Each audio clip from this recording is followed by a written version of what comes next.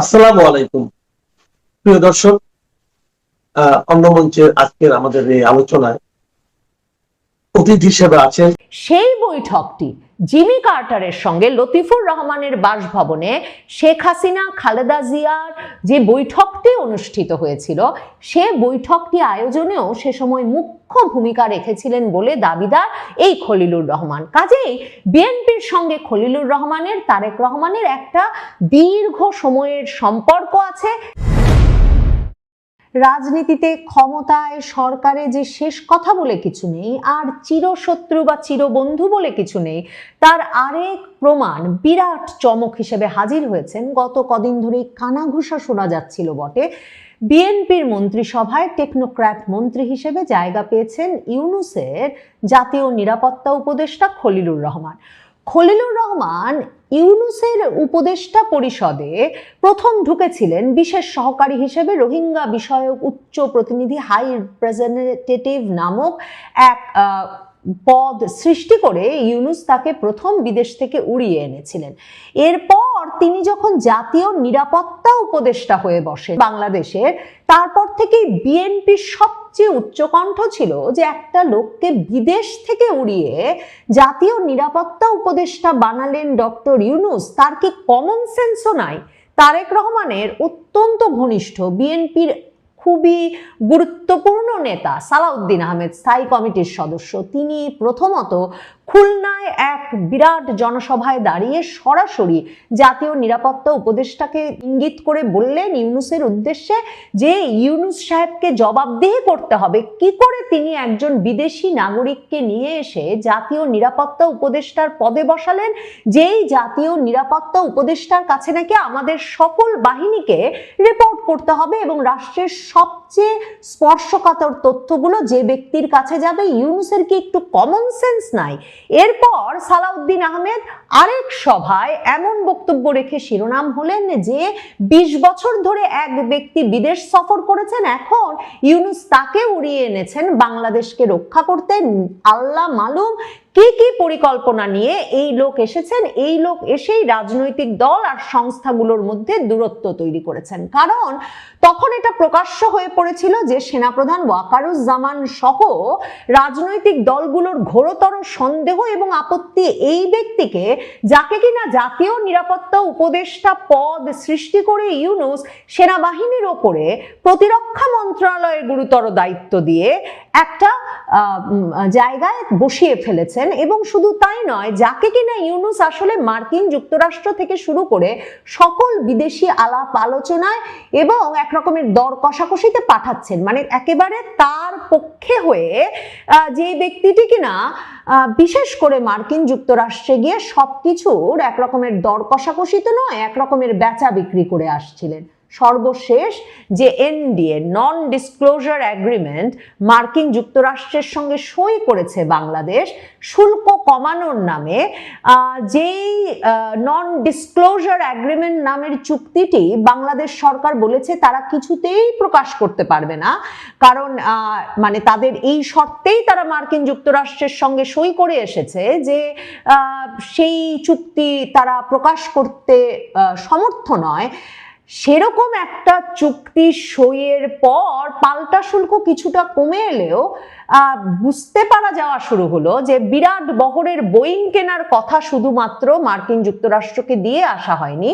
ফাঁস হয়ে যাওয়া কিছু কাগজপত্রে এমন কথা বেরিয়ে আসছে যে বিরাট উচ্চ মূল্যে গম কিনছে বাংলাদেশ। শুধু তাই নয়, বাংলাদেশ কথা দিয়ে এসেছে যে $1 বিলিয়ন জ্বালানি প্রতি বছর মার্কিন যুক্তরাষ্ট্র থেকে কিনতেই থাকবে বাংলাদেশ কথা দিয়ে এসেছে মার্কিন যুক্তরাষ্ট্র থেকে আমদানি করা তুলাতেই শুধুমাত্র বাংলাদেশের গার্মেন্টস শিল্পে কাজ চলবে।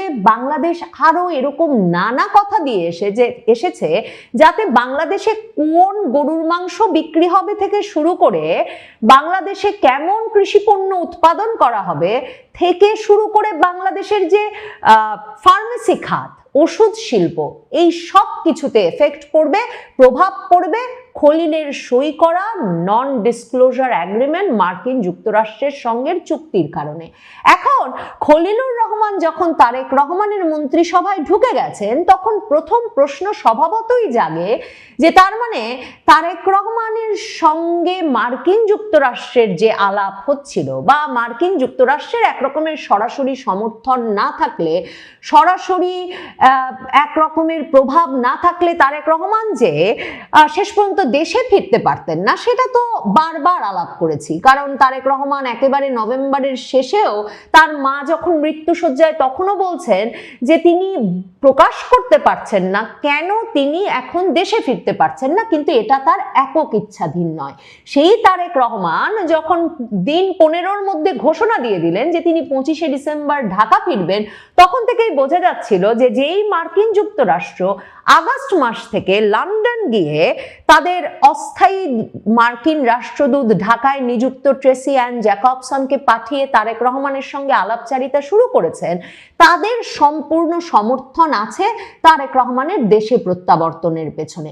কাজেই তারেক রহমান যখন খলিলুর রহমানকে তার মন্ত্রিসভায় নিচ্ছেন, পররাষ্ট্রমন্ত্রী হিসেবে নিচ্ছেন, তখন বুঝতে বাকি থাকে না এর পেছনে সরাসরি মার্কিন যুক্তরাষ্ট্রের একটা অবদান আছে। কারণ দেখেন, এই খলিলুর রহমান হচ্ছে সেই খলিলুর রহমান যিনি বিএনপির তরফে, বিএনপির শীর্ষ নেতা সালাউদ্দিন আহমেদ যখন সরাসরি তার দিকে আঙুল তুলে তাকে বিদেশি নাগরিক বলতে শুরু করলেন, তখন তিনি সংবাদ সম্মেলন করে, আপনাদের মনে থাকবে, এই খলিলুর রহমান বলেছিলেন তাকে বিদেশি নাগরিক বললে তিনিও তারেক রহমানের দিকে আঙ্গুল তুলবেন, কারণ তিনি 20 বছর বিদেশ থাকায় তাকে যদি বিদেশি নাগরিক বলা যায় তাহলে মনে রাখতে হবে উপর দিকে ঢিল ছুড়লে নিচে এসে পড়বে। তারেক রহমান যেহেতু বিদেশে আছেন, তাকেও যে কেউ বিদেশি নাগরিক বলতে পারে।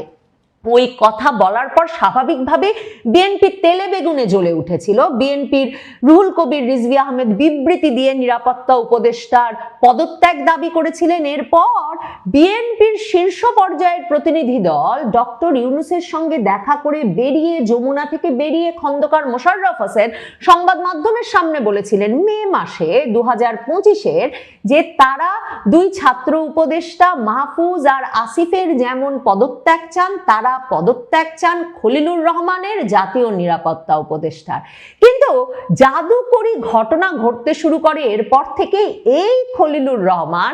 এরপর জুন মাসে তারেক রহমান আর ডক্টর ইউনূসের মধ্যে লন্ডনে বৈঠকের ব্যবস্থা করেন। তিনি মুখ্য ব্যক্তিতে পরিণত হন। তিনি ডক্টর ইউনূসের সেই বিলাসবহুল হোটেলের বাইরে এসে তারেক রহমানকে স্বাগত জানিয়ে ভেতরে নিয়ে যান। ডক্টর ইউনূস তারেক রহমানের বৈঠকে তারেক রহমান যেমন তার পররাষ্ট্র বিষয়ক উপদেষ্টা হুমায়ুন কবির আর আমির খসরু মাহমুদ চৌধুরীকে নিয়ে গিয়েছিলেন, ইউনূস পাশে বসিয়ে রাখেন এই খলিলুর রহমানকে, যেই খলিলুর রহমান কিনা ঢাকায় আগের মাসে সংবাদ সম্মেলন করে প্রয়োজনে তিনি তারেক রহমানকেও বিদেশি নাগরিক বলতে পারেন, সে হুমকি দিয়ে রেখেছিলেন। এরপরেই সেই বৈঠকেই কিন্তু মনে রাখবেন প্রথমবারের মতো ইউনূস একটা তারিখ দেন নির্বাচনের। এর আগে বিএনপির সঙ্গে ইউনূসের যে একটা বিরাট দূরত্ব, রাজনৈতিক দলগুলোর মধ্যে যে বিরাট অস্থিরতা, চাপ, তার একটা বড় কারণ বিএনপি আর বিশ্বাসই করতে পারছিল না যে ইউনূস নির্বাচন দেবেন। তারেক রহমান তখন ঘোষণা দিয়ে দিয়েছেন নয়াপল্টনের জনসভায় যুক্ত হয়ে যে ডিসেম্বরের মধ্যেই নির্বাচন দিতে হবে। ওই বৈঠকে লন্ডনে ইউনূস আর তারেক রহমানের বৈঠকে ঠিক হয় নির্বাচন হবে ফেব্রুয়ারি মাসে। আগস্ট মাসে ট্রেসি অ্যান জ্যাকবসন মার্কিন রাষ্ট্রদূত গিয়ে সাক্ষাৎ করেন তারেক রহমানের সঙ্গে। আপনাদের বলেছিলাম মার্কিন যুক্তরাষ্ট্রের প্রথম পছন্দ বিএনপি। মার্কিন যুক্তরাষ্ট্র বাংলাদেশে স্থিতিশীলতা চায়, বাংলাদেশে ইসলামী খিলাফতের প্রতিষ্ঠা চায় না, একটা মধ্যপন্থী সরকার চায়। কাজেই তারেক রহমানের সঙ্গে আলাপ শুরু করেছে। খলিলুর রহমান 2001 সালে তত্ত্বাবধায়ক সরকারের প্রধান উপদেষ্টা বিচারপতি লতিফুর রহমানের একান্ত সচিব হিসেবে দায়িত্ব পালন করতেও আরেক দফা বিদেশ থেকে উড়ে এসেছিলেন। এবং 2001 সালের জুলাই আগস্ট মাসে যে মার্কিন যুক্তরাষ্ট্রের সাবেক রাষ্ট্রপতি জিমি কার্টার ক্লিনটন সরকারের প্রতিনিধি হিসেবে নির্বাচনের আগে রাজনৈতিক দলগুলোর সঙ্গে আলোচনায় বাংলাদেশে এসেছিলেন, যে বৈঠকটিকে শেখ হাসিনা বরাবর সব সবচেয়ে গুরুত্বপূর্ণ বৈঠক 2001-এর বলে অভিহিত করে বলেন যে ওই বৈঠকেই ঠিক হয়ে গিয়েছিল যে ক্লিনটন সরকারকে গ্যাস বিক্রির শর্তে বিএনপি ক্ষমতায় আসবে। সেই বৈঠকটি জিমি কার্টারের সঙ্গে লতিফুর রহমানের বাসভবনে শেখ হাসিনা খালেদা জিয়ার যে বৈঠকটি অনুষ্ঠিত হয়েছিল, সে বৈঠকটি আয়োজনেও সে সময় মুখ্য ভূমিকা রেখেছিলেন বলে দাবিদার এই খলিলুর রহমান। কাজেই বিএনপির সঙ্গে খলিলুর রহমানের, তারেক রহমানের একটা দীর্ঘ সময়ের সম্পর্ক আছে, একটা দীর্ঘ বিশ্বস্ততার সম্পর্ক। বা বিএনপিকে তিনি শুধু এবার মার্কিন যুক্তরাষ্ট্রের সঙ্গে বিএনপির যোগাযোগ এবং সম্পর্ক করে দিয়েছেন সেটা বলেই বিএনপি থেকে পুরস্কার দাবি করেন নাই। তিনি বিএনপির থেকে, তারেক রহমানের থেকে যে পুরস্কারটি দাবি করেছেন, এই যে আবারও মন্ত্রিত্বের, তার পেছনে তিনি 2001 সালে তার অবদানটিও স্মরণ করিয়ে দিয়েছেন। মার্কিন যুক্তরাষ্ট্রের বিশ্বাস এই খলিলুর রহমান তারেক রহমানের মন্ত্রিসভায় পররাষ্ট্রমন্ত্রী পদে থাকলে এই যে ইউনূস সরকার অতিরিক্ত ঘনিষ্ঠ হয়ে পড়েছে চীন সরকারের সঙ্গে, বাংলাদেশের সেনাবাহিনী যে ক্রমাগতভাবে অস্ত্র শস্ত্র, যুদ্ধ বিমান, ড্রোন কারখানা স্থাপন করছে চীনের সঙ্গে, যে একটি গুরুত্বপূর্ণ নিরাপত্তা অ্যাসাইনমেন্ট দিয়ে মার্কিন যুক্তরাষ্ট্রের ট্রাম্প প্রশাসন নতুন রাষ্ট্রদূত ব্রেন ক্রিস্টেনসেনকে পাঠিয়েছে, যে বাংলাদেশে যে চীনের সঙ্গে ঘনিষ্ঠতা গড়ে উঠেছে, যে নিরাপত্তা যোগাযোগ গড়ে উঠেছে, সেটা যে বাংলাদেশের জন্য ঝুঁকিপূর্ণ সেটা বাংলাদেশকে বোঝাতে হবে। এবং ব্রেন ক্রিস্টেনসেন যে বলে এসেছেন তাদের মার্কিন সেনেটে যে তিনি নতুন সরকারকে এই বিষয়টা বোঝাবেন এবং চীনের কাছ থেকে সরিয়ে আনবেন, মার্কিন যুক্তরাষ্ট্র মনে করছে খলিলুর রহমান তাদের লোক, তারা যদি নতুন সরকারে থাকে তাহলে চীনের সঙ্গে একটা দূরত্ব তৈরি হবে। সেখানে দেখুন ভারতের নিরাপত্তা উপদেষ্টা অজিত দোভালেরও একটা গুরুত্বপূর্ণ ভূমিকা থাকতে পারে। মনে রাখতে হবে 2025-এ একে দিল্লিতে আমন্ত্রণ জানিয়েছেন অজিত দোভাল বাংলাদেশের জাতীয় নিরাপত্তা উপদেষ্টাকে।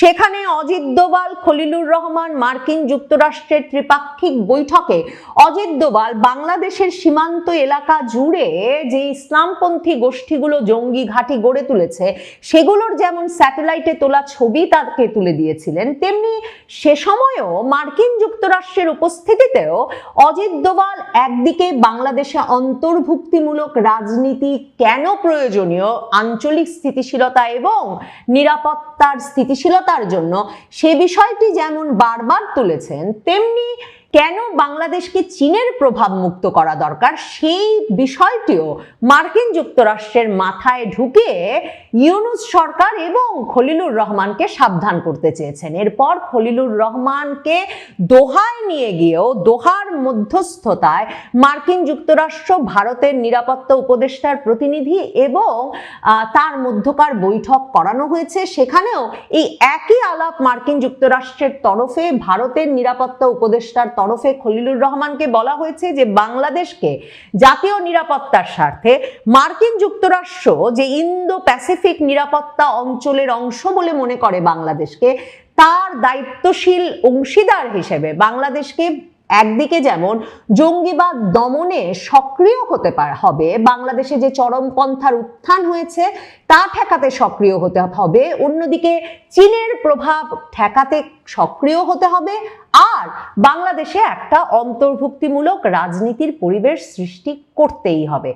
এই সব অ্যাসাইনমেন্ট নিয়ে ভারত মার্কিন যুক্তরাষ্ট্রের পরামর্শেও খলিলুর রহমানের, তারেক রহমানের মন্ত্রিসভায় আগমন বা একটা স্থায়ী ঠিকানা প্রাপ্তি ঘটে থাকতে পারে। ইউনূস সরকারে খলিলুর রহমানের ঢুকে পড়া যেমন এক চমক ছিল, তারেক রহমানের মন্ত্রিসভায় তার ঢুকে পড়াটাও তেমনি চমকপ্রদ। এর ফলে ইউনূস সরকারের একটা ভূত তারেক রহমানের কাঁধে চেপে বসে কিনা সেটা দেখবার জন্যেও শঙ্কার সঙ্গে অপেক্ষা করতে হবে বইকি। অবৈধভাবে ক্ষমতা দখলকারী একটি সরকার একটি সাজানো নির্বাচন অনুষ্ঠান করে বিদায় নিচ্ছে, কিন্তু বিদায় নিতে নিতে উটের লেজে বেড়াল বেঁধে দেওয়ার গল্পের মতো তারেক রহমানের গলায়ও সংবিধান ধ্বংসের দায় চাপিয়ে দিয়ে যাওয়ার ব্যবস্থা করেছে। আপনারা সেই সুলতানের অপছন্দের এক ব্যক্তিকে বাধ্য হয়ে উট উপহার দেওয়ার আরব্য রজনীর গল্পটি জানেন তো, না? আচ্ছা, না জানলেও অসুবিধা নেই, আমি ভিডিও শেষে গল্পটি বলে তারপরে আজকে বিদায় নেব। তার আগে তারেক রহমান এখন কি করবেন, বিএনপি এখন কি করবে, সেটা নিয়ে আলোচনা করা যাক।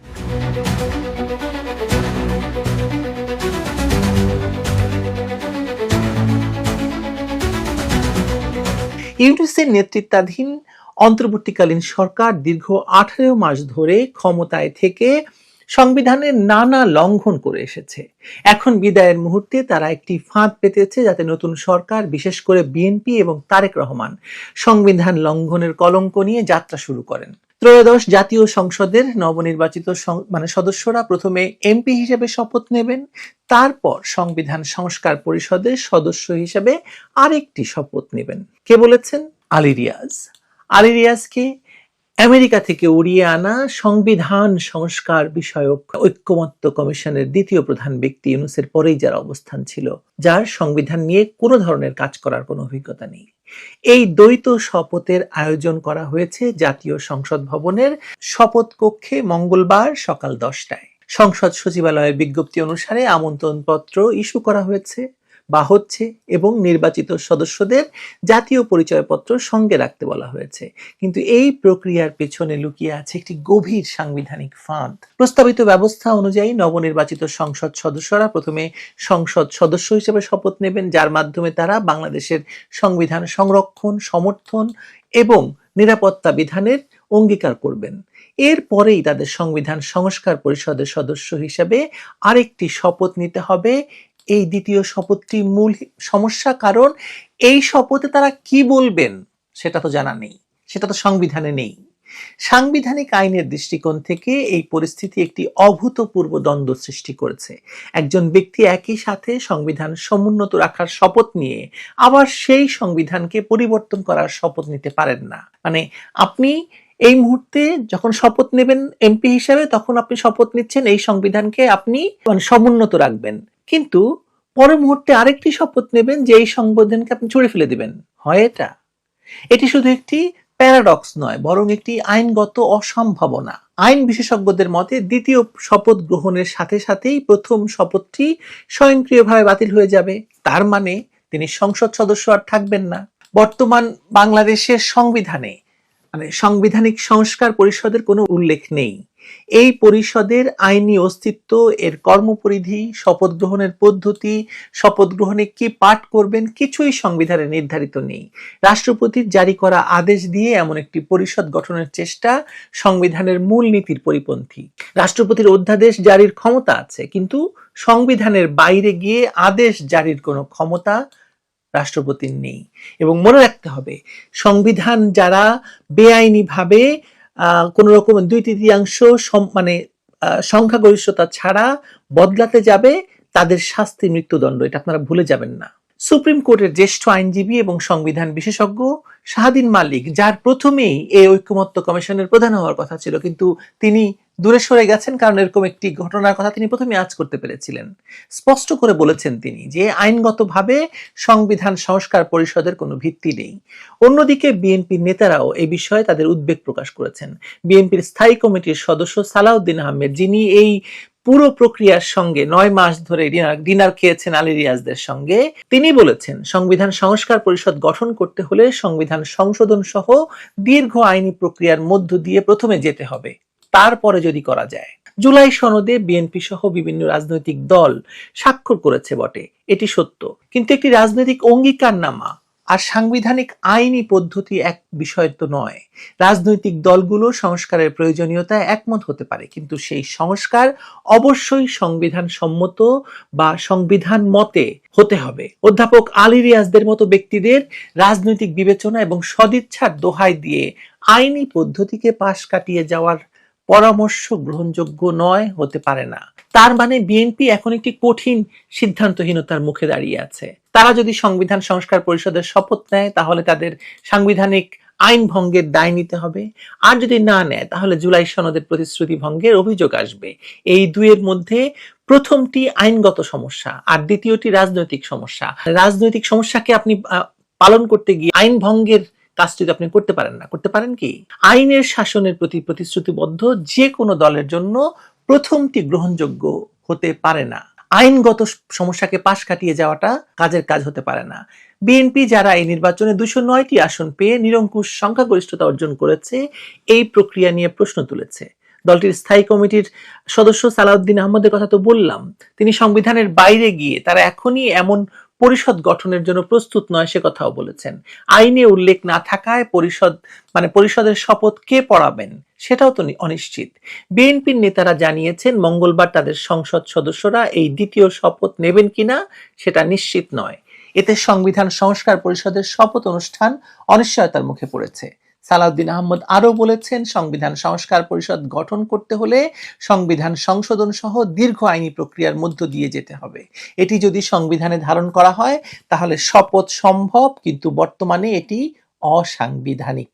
তারেক রহমানের সামনে এখন 3টি স্পষ্ট পথ রয়েছে। প্রথমত, তিনি সংবিধান সংস্কার পরিষদের অবৈধ শপথ প্রত্যাখ্যান করতে পারেন এবং শুধুমাত্র সংসদ সদস্য হিসাবে শপথ নিয়ে সাংবিধানিক পদ্ধতিতে সংস্কারের কাজ শুরু করতে পারেন। দ্বিতীয়ত, তিনি উচ্চ আদালতে গিয়ে এই পুরো প্রক্রিয়ার বৈধতা চ্যালেঞ্জ করতে পারেন। তৃতীয়ত, তিনি রাজনৈতিক দলগুলোর সাথে বসে একটি জাতীয় কনভেনশনের মাধ্যমে এই বিষয়ে ঐকমত্য তৈরি করার চেষ্টা করতে পারেন। সবচেয়ে বুদ্ধিমানের কাজ হবে প্রথম পথটি বেছে নেওয়া। বাংলাদেশের সংবিধানের সংশোধনের জন্য যে পদ্ধতি রয়েছে সেটি অনুসরণ করেই সংস্কার কাজ এগিয়ে নিয়ে যাওয়া সম্ভব। সংসদে 2/3 সংখ্যাগরিষ্ঠতার ভিত্তিতে সংবিধান সংশোধন করা যায়, প্রয়োজনে গণভোট করা যায়, কিন্তু সবই হতে হবে সাংবিধানিক পদ্ধতি অনুসরণ করে। তারেক রহমান যখন ক্ষমতায় আসছেন তখন তার সামনে রয়েছে বাংলাদেশের গণতান্ত্রিক ইতিহাসের একটি গুরুত্বপূর্ণ মুহূর্ত। তিনি কি তার রাজনৈতিক যাত্রা শুরু করবেন সংবিধান লঙ্ঘনের মাধ্যমে নাকি সংবিধানের প্রতি সম্মান দেখিয়ে? এই প্রশ্নটি এখন খুবই গুরুত্বপূর্ণ। এই প্রশ্নের উত্তরটি শুধু বিএনপি বা তারেক রহমানের জন্য নয়, পুরো বাঙালি জাতির জন্য, বাংলাদেশের জন্য গুরুত্বপূর্ণ। একটি বিষয় মনে রাখতে হবে, মোহাম্মদ ইউনূসের অন্তর্বর্তীকালীন সরকার 18 মাস ধরে সংবিধান লঙ্ঘন করে করে করে করে ক্ষমতায় ছিল। তাদের বিদায়কালেও তারা একই পথে হেঁটেছে, কিন্তু নির্বাচিত সরকার কি সেই একই পথে চলতে পারে বা চলবে? এটা একটা সিরিয়াস ব্যাপার। অন্তত বিএনপির সিনিয়র নেতাদের বা সিনিয়র পলিটিশিয়ানদের এটা তো বোঝার কথা, তাই না? নবনির্বাচিত এমপিদের 2টি শপথ নেওয়ার কোনো সুযোগ নেই। এমপি হিসাবে শপথ নেওয়া মানে সংবিধানের সংরক্ষণ, সমর্থন এবং নিরাপত্তা বিধান করা, অর্থাৎ সংবিধান সমুন্নত রাখার শপথ নেওয়া। এর পরপরই তারা যদি সংস্কার পরিষদ হিসাবে শপথ নেন, এর মানে হবে যে সংবিধান তারা সমুন্নত করার শপথ নিলেন, সেই সংবিধান এখনই আবার ভেঙে ফেলারও শপথ নিচ্ছেন। এই দ্বিতীয় শপথ নেবার সাথে সাথে আগের শপথটি অকেজো হয়ে যাবে এবং তারা আর এমপি থাকবেন না এবং সংবিধানে হাত দেওয়ার অধিকার তাদের থাকবে না। এই পরিস্থিতি থেকে উত্তরণের জন্য বিএনপির উচিত হবে স্পিকার শিরীন শারমিন চৌধুরী বা ডেপুটি স্পিকারের মাধ্যমে শপথ গ্রহণের ব্যবস্থা করা, প্রয়োজনে আওয়ামী লীগ সহ বিভিন্ন দলের কনভেনশন ডাকা অথবা উচ্চ আদালতে গণভোটের বৈধতা চ্যালেঞ্জ করা। বেআইনিভাবে কোনো সংসদ গঠিত হতে পারে না, হতে দেওয়া উচিত নয়। বিএনপির মতো একটি নিয়মতান্ত্রিক দলের পক্ষে এটা তো একদমই উচিত নয়। জামাত পারে, কারণ জামাত কোনো নিয়মতান্ত্রিক দল নয়, একটা সন্ত্রাসী দল, এবং সেই দল বাংলাদেশের ক্ষমতা ছাড়া আর কিছু চায় না। জুলাই সনদ বাস্তবায়নের আদেশ অসাংবিধানিক, গণভোট অসাংবিধানিক। বিএনপি সহ নির্বাচিত রাজনৈতিক দলগুলোর দায়িত্বশীল কাজ হবে সংবিধানে বর্ণিত নিয়ম অনুসারে শপথ গ্রহণ করা। আইনের শিক্ষক হিসাবে এটা অনেককেই সতর্কবাণী দিয়েছেন। আমি মাসুম বিল্লার কথা বলি, তিনি তার ফেসবুক স্ট্যাটাসে বলেছেন যে বাংলাদেশ চরম সাংবিধানিক সংকটে পড়বে অন্যথায়। যদি তারেক রহমান এই ফাঁদে পা দেন তাহলে তাদের যাত্রা শুরু হবে সংবিধান লঙ্ঘনের কলঙ্ক দিয়ে। এটি শুধু বিএনপির জন্য নয়, পুরো দেশের জন্য বিপজ্জনক। পরিবর্তে তার উচিত সংবিধান অনুসারে শুধু এমপি হিসাবে শপথ নেবেন এবং গণভোটের বৈধতা চ্যালেঞ্জ করার জন্য উচ্চ আদালতে যাবেন, যা দলীয় কনভেনশন ডাকবেন। এটাই হবে দায়িত্বশীল পদক্ষেপ। অন্যথায় ইউনূস সরকারের পাতা ফাঁদে পড়ে তারা নিজেদের অবৈধতার অংশীদার হয়ে উঠবেন এবং অবৈধ ইউনূস সরকারের অংশীদার হিসাবে ভবিষ্যতে তাদের বড় ধরনের সমস্যায় পড়তে হবে। এটা আপনি লিখে রাখতে পারেন। চলে যাচ্ছি, কিন্তু তার আগে সেই প্রতিশ্রুতি অনুসারে সেই গল্পটি শোনায় যাই। এক সুলতান, তার একজন অপছন্দের লোক ছিল, কিন্তু তাকে দিয়ে অনেক উপকারও হতো। একবার তিনি একটা কাজ করতে বললেন, সেই কাজটি তার পারার কথা ছিল না, কিন্তু লোকটি পারলো এবং সুলতান ভেবেছিলেন যে যেহেতু পারবে না তার গর্দান নেওয়া হবে, কিন্তু যেহেতু পেরেছে সুতরাং এই অপছন্দের লোকটিকে একটু পুরস্কৃত করতে হবে। তিনি বাধ্য হয়ে এই অপছন্দের লোকটিকে একটি উট উপহার দিলেন, কিন্তু বিদায়ের সময় সুলতান গোপনে উটের লেজে একটি বেড়াল বেঁধে দিলেন। ভাবুন অবস্থা, উটের লেজে একটি বেড়াল বাঁধা, উট ছুটছে, সেই উট দিয়ে কি করবে? উট চলার সাথে সাথে বেড়ালের চিৎকারে উট পাগলের মতো দৌড়াতে থাকে এবং উপহার গ্রহীতা তো বুঝতেই পারেন তার কি অবস্থা। ঠিক তেমনি ইউনূস সরকার বিদায় নিয়ে যাচ্ছে, কিন্তু তারেক রহমানের গলায় সংবিধান লঙ্ঘনের বেড়ালটা বেঁধে দিয়ে যাচ্ছে। এই ফাঁদ এড়িয়ে যাওয়াই হবে তারেকের স্মার্ট সিদ্ধান্ত। আশা করি তারেক রহমান এটুকু স্মার্টনেস অর্জন করেছেন। ভালো থাকবেন সবাই।